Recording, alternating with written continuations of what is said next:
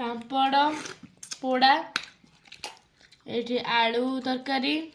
मूला भजा भात रे डुडूर पड़ी जाइए समस्त भात रे पड़ी जाइए डुडू जाइए बाथरूम गाधे के पर्यंत आसीनी लाइट बंद करनी आसला सुन नहीं हाँ मम्मी पाट एबे मु खाइबी देखिए कि लागुच बोलो तरकारीटा केमती लागुच बेस्ट बेस्ट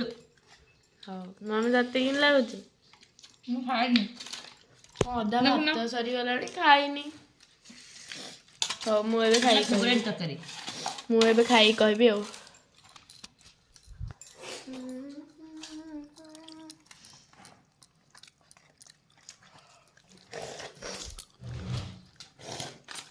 ओहो आत्मा शांति तरकारी